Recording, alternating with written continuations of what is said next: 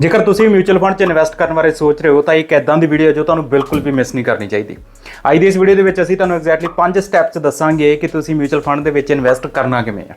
ते 5 स्टैप ने defining your risk profile, matching your risk appetite with mutual fund categories, shortlist fund in listed categories, defining frequency of investment, tracking ते rebalancing. हुण इन्हां steps नूं थोड़ा detail दे विच देख लैंदे आ। ते पहले नंबर ते आउंदा है डिफाइनिंग योर रिस्क एपेटाइट। यानी बिल्कुल सिंपल तरीके नाल समझावां तां इहदा मतलब है कि तुसीं किन्ना रिस्क लैण लई तैयार हो।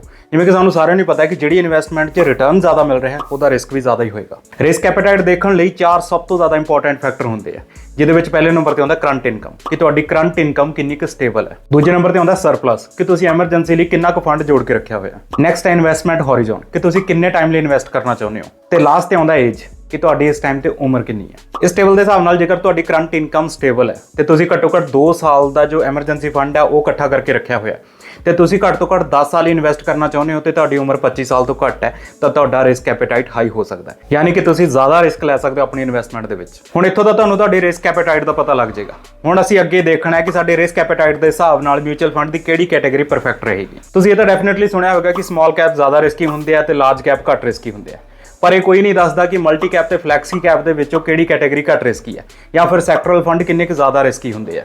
ਅਸੀਂ ਸਾਰੇ ਮਿਊਚੁਅਲ ਫੰਡ ਕੈਟਾਗਰੀਜ਼ ਨੂੰ ਉਹਨਾਂ ਦੇ ਰਿਸਕ ਦੇ ਹਿਸਾਬ ਨਾਲ ਕੈਟਾਗਰਾਈਜ਼ ਕਰਾਂਗੇ। ਤਾਂ ਜਿਵੇਂ ਕਿ ਤੁਸੀਂ ਦੇਖ ਸਕਦੇ ਹੋ ਕਿ ਇੱਥੇ ਅਸੀਂ ਖੱਬੇ ਪਾਸੇ ਡੈਟ ਫੰਡ ਨੂੰ ਕੈਟਾਗਰਾਈਜ਼ ਕੀਤਾ ਤੇ ਸੱਜੇ ਪਾਸੇ ਇਕੁਇਟੀ ਫੰਡ ਨੂੰ ਕੈਟਾਗਰਾਈਜ਼ ਕੀਤਾ।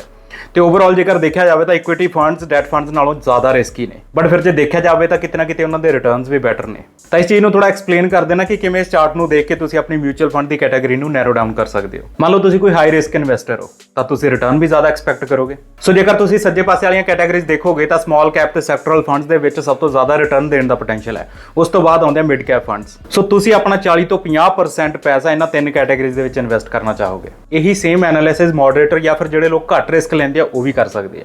ਇੱਕ ਵਾਰ ਤੁਸੀਂ ਆਪਣੀ ਮਿਊਚੁਅਲ ਫੰਡ ਕੈਟਾਗਰੀ ਸਿਲੈਕਟ ਕਰ ਲਈ, ਉਸ ਤੋਂ ਬਾਅਦ ਤੁਸੀਂ ਉਸ ਕੈਟਾਗਰੀ ਦੇ ਬੈਸਟ ਫੰਡ ਸਿਲੈਕਟ ਕਰਨੇ ਹੋਣਗੇ।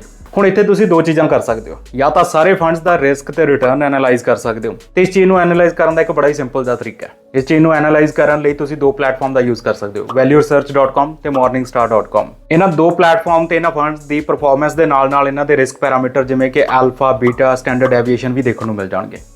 ਮਾਰਨਿੰਗ ਸਟਾਰ ਤੇ ਤੁਸੀਂ ਇਹਨਾਂ ਸਾਰੇ ਪੈਰਾਮੀਟਰਸ ਨੂੰ ਕੰਪੇਅਰ ਵੀ ਕਰ ਸਕਦੇ ਹੋ, ਉੱਥੇ ਤੁਹਾਨੂੰ ਇਹ ਸਾਰੇ ਪੈਰਾਮੀਟਰਸ ਬੜੀ ਈਜ਼ੀਲੀ ਮਿਲ ਜਾਣਗੇ। ਤੇ ਦੂਜਾ ਪੁਆਇੰਟ ਹੈ, ਜੇਕਰ ਤੁਸੀਂ ਇੰਨੀ ਕੁ ਮਿਹਨਤ ਵੀ ਨਹੀਂ ਕਰਨਾ ਚਾਹੁੰਦੇ ਤਾਂ ਇਹਦਾ ਦੂਜਾ ਸਭ ਤੋਂ ਸੌਖਾ ਤਰੀਕਾ ਹੈ ਕਿ ਅਸੀਂ ਇਸ ਟੌਪਿਕ ਤੇ ਆਲਰੇਡੀ ਇੱਕ ਡਿਟੇਲਡ ਵੀਡੀਓ ਬਣਾ ਚੁੱਕੇ ਹਾਂ, ਬੈਸਟ ਮਿਊਚੁਅਲ ਫੰਡ ਫॉर 2023। ਤੇ ਉਹ ਵੀਡੀਓ ਤੁਸੀਂ ਇਹ ਉੱਪਰ ਆਈ ਦੇ ਬਟਨ ਤੇ ਕਲਿੱਕ ਕਰਕੇ ਦੇਖ ਸਕਦੇ ਹੋ। ਇੱਕ ਵਾਰ ਤੁਸੀਂ ਆਪਣੇ ਲਈ ਪਰਫੈਕਟ ਮਿਊਚੁਅਲ ਫੰਡ ਆਇਡੈਂਟੀਫਾਈ ਕਰ ਲਿਆ, ਉਸ ਤੋਂ ਬਾਅਦ ਨੈਕਸਟ ਸਟੈਪ ਆਉਂਦਾ ਹੈ ਕਿ ਤੁਸੀਂ ਇਸ ਮਿਊਚੁਅਲ ਫੰਡ ਦੇ ਵਿੱਚ ਕਿਸ ਫ੍ਰੀਕੁਐਂਸੀ ਦੇ ਨਾਲ ਇਨਵੈਸਟ ਕਰੋਗੇ। ਤੁਸੀਂ ਮੰਥਲੀ, ਵੀਕਲੀ ਜਾਂ ਡੇਲੀ SIP ਦੇ ਹਿਸਾਬ ਨਾਲ ਕਿਵੇਂ ਵੀ ਇਨਵੈਸਟ ਕਰ ਸਕਦੇ ਹੋ, ਜਾਂ ਫਿਰ ਜੇਕਰ ਤੁਹਾਨੂੰ SIP ਨਹੀਂ ਸੂਟੇਬਲ ਲੱਗਦੀ ਤਾਂ ਤੁਸੀਂ ਇੱਕ ਲੰਮਸਮ ਅਮਾਉਂਟ ਵੀ ਇਨਵੈਸਟ ਕਰਨ ਦਾ ਸੋਚ ਸਕਦੇ ਹੋ। ਹੁਣ ਤੁਸੀਂ ਇੱਥੇ ਕਿਵੇਂ ਇਨਵੈਸਟ ਕਰਦੇ ਹੋ, ਇਹ ਗੱਲ ਇਹਨਾਂ 2 ਚੀਜ਼ਾਂ ਤੇ ਡਿਪੈਂਡ ਕਰਦੀ ਹੈ। ਪਹਿਲਾ ਤਾਂ ਕਿ ਤੁਹਾਡੀ ਇਨਕਮ ਕਿਸ ਫ੍ਰੀਕੁਐਂਸੀ ਨਾਲ ਆਉਂਦੀ ਹੈ। ਫॉर एग्जाम्पल ਜੇਕਰ ਤੁਹਾਡੀ ਮੰਥਲੀ ਸੈਲਰੀ ਆਉਂਦੀ ਹੈ ਤਾਂ ਤੁਹਾਡੇ ਲਈ ਬੈਟਰ ਹੋਏਗਾ ਕਿ ਤੁਸੀਂ ਵੀਕਲੀ ਜਾਂ ਫਿਰ ਮੰਥਲੀ SIP ਚੂਜ਼ ਕਰੋ। ਤੇ ਦੂਸਰਾ ਪੁਆਇੰਟ ਹੈ ਕਿ ਤੁਸੀਂ ਮਾਰਕੀਟ ਨੂੰ ਕਿੰਨਾ ਐਕਟਿਵਲੀ ਟਰੈਕ ਕਰਦੇ ਹੋ। ਜੇਕਰ ਤੁਸੀਂ ਮਾਰਕੀਟ ਨੂੰ ਐਕਟਿਵਲੀ ਟਰੈਕ ਨਹੀਂ ਕਰਦੇ ਤਾਂ ਤੁਹਾਨੂੰ ਲੰਮਸਮ ਅਮਾਉਂਟ ਤਾਂ ਬਿਲਕੁਲ ਵੀ ਇਨਵੈਸਟ ਨਹੀਂ ਕਰਨਾ ਚਾਹੀਦਾ। ਇੱਕ ਵਾਰ ਤੁਹਾਡੀ ਫ੍ਰੀਕੁਐਂਸੀ ਡਿਸਾਈਡ ਹੋ ਗਈ, ਉਸ ਤੋਂ ਬਾਅਦ ਸਾਡਾ ਲਾਸਟ ਸਟੈਪ ਹੁੰਦਾ ਟਰੈਕਿੰਗ ਤੇ ਰੀਬੈਲੈਂਸਿੰਗ। ਇਹ ਇੱਕ ਐਦਾਂ ਦਾ ਸਟੈਪ ਹੈ ਜੋ ਬਹੁਤ ਸਾਰੇ ਲੋਕ ਇਗਨੋਰ ਕਰ ਦਿੰਦੇ ਆ, ਬਟ ਮਿਊਚੁਅਲ ਫੰਡ ਦੇ ਵਿੱਚ ਇਨਵੈਸਟ ਕਿਵੇਂ ਕਰਨਾ ਇਸ ਚੀਜ਼ ਨੂੰ ਸਿੱਖਣ ਦਾ ਇਹ one of the most important step ਹੈ। ਟਰੈਕਿੰਗ ਤੇ ਰੀਬੈਲੈਂਸਿੰਗ ਦਾ ਮਤਲਬ ਹੁੰਦਾ ਹੈ ਕਿ ਤੁਹਾਨੂੰ ਆਪਣੀ ਇਨਵੈਸਟਮੈਂਟ ਨੂੰ ਆਈਡਲੀ ਹਰ 3 ਤੋਂ 6 ਮਹੀਨੇ ਦੇ ਵਿੱਚ ਇੱਕ ਵਾਰ ਅਸੈਸ ਕਰਨਾ ਚਾਹੀਦਾ। ਹੁਣ ਇਹ ਕਰਨਾ ਜ਼ਰੂਰੀ ਕਿਉਂ ਹੈ, ਇਹਨੂੰ ਇੱਕ ਐਗਜ਼ਾਮਪਲ ਦੇ ਨਾਲ ਸਮਝਾਉਣਾ ਚਾਹੂੰਗਾ। ਮੰਨ ਲਓ ਇਸ ਟਾਈਮ ਤੇ ਜੋ ਤੁਹਾਡੀ ਸੈਲਰੀ ਹੈ ਉਹ 6 ਲੱਖ ਰੁਪਏ ਹੈ ਤੇ ਅਗਲੇ 6 ਤੋਂ 8 ਮਹੀਨੇ ਦੇ ਵਿੱਚ ਤੁਸੀਂ 2 ਜੌਬ ਚੇਂਜ ਕਰਕੇ ਉਹ ਸੈਲਰੀ 15 ਲੱਖ ਕਰ ਲਈ। ਹੁਣ ਤੁਹਾਡੀ ਸੈਲਰੀ ਵਧਣ ਦੇ ਨਾਲ ਤੁਹਾਡਾ ਰਿਸਕ ਐਪੇਟਾਈਟ ਵੀ ਵਧੇਗਾ ਤੇ ਤੁਸੀਂ ਸੋਚੋਗੇ ਕਿ ਯਾਰ ਥੋੜਾ ਹੋਰ ਰਿਸਕੀ ਫੰਡ ਦੇ ਵਿੱਚ ਇਨਵੈਸਟ ਕੀਤਾ ਜਾਵੇ ਤਾਂ ਕਿ ਥੋੜੇ ਹੋਰ ਵਧੀਆ ਰਿਟਰਨ ਕਮਾਏ ਜਾ ਸਕਣ। ਹੁਣ ਇੱਥੇ ਇਹਦੇ ਉਲਟਾ ਹੋਣ ਦੇ ਚਾਂਸਸ ਵੀ ਹੋ ਸਕਦੇ ਆ। ਹੋ ਸਕਦਾ ਤੁਸੀਂ ਅੱਜ ਜਿੰਨੀ ਸੈਲਰੀ ਕਮਾ ਰਹੇ ਹੋ 6 ਮਹੀਨੇ ਬਾਅਦ ਸ਼ਾਇਦ ਇੰਨੀ ਵੀ ਨਾ ਰਹੇ, ਜਾਂ ਫਿਰ ਕੁਝ ਐਦਾਂ ਦਾ ਹੋ ਜਾਏ ਜਿਹਦੇ ਨਾਲ ਤੁਹਾਡਾ ਅਨਐਕਸਪੈਕਟਡ ਕੋਈ ਖਰਚਾ ਹੋ ਜਾਏ। ਸੋ ਐਦਾਂ ਦੇ ਕੇਸ ਦੇ ਵਿੱਚ ਤੁਹਾਨੂੰ ਆਪਣਾ ਪੋਰਟਫੋਲੀਓ ਰੀਬੈਲੈਂਸ ਕਰਨ ਦੀ ਜ਼ਰੂਰਤ ਪੈ ਸਕਦੀ ਹੈ। ਇਸ ਲਈ ਬਹੁਤ ਜ਼ਰੂਰੀ ਹੋ ਜਾਂਦਾ ਹੈ ਕਿ ਤੁਸੀਂ ਆਪਣਾ ਪੋਰਟਫੋਲੀਓ ਹਰ 3 ਤੋਂ 6 ਮਹੀਨੇ ਦੇ ਵਿੱਚ ਇੱਕ ਵਾਰੀ ਟਰੈਕ ਜ਼ਰੂਰ ਕਰੋ। ਜੇਕਰ ਤੁਸੀਂ ਇਹਨਾਂ 5 ਸਟੈਪਸ ਨੂੰ ਪ੍ਰੋਪਰਲੀ ਫੋਲੋ ਕਰਦੇ ਹੋ ਤਾਂ ਇੱਕ ਗੱਲ ਤਾਂ ਪੱਕੀ ਹੈ ਕਿ ਤੁਸੀਂ ਇਸ ਦੇਸ਼ ਦੇ ਟੌਪ ਦੇ 5% ਜੋ ਇਨਵੈਸਟਰਸ ਨੇ ਉਹਨਾਂ ਵਿੱਚੋਂ ਇੱਕ ਹੋਵੋਗੇ। ਬਾਕੀ ਜੇਕਰ ਤੁਹਾਡਾ ਕੋਈ ਡਾਊਟ, ਸੁਜੈਸ਼ਨ ਜਾਂ ਫਿਰ ਕੁਐਸਚਨ ਹੈ ਸਾਨੂੰ ਨੀਚੇ ਕਮੈਂਟ ਸੈਕਸ਼ਨ ਦੇ ਵਿੱਚ ਜ਼ਰੂਰ ਦੱਸਿਓ। ਮਿਲਦੇ ਹਾਂ ਅਗਲੀ ਵੀਡੀਓ ਦੇ ਵਿੱਚ। Till then be keep fighting.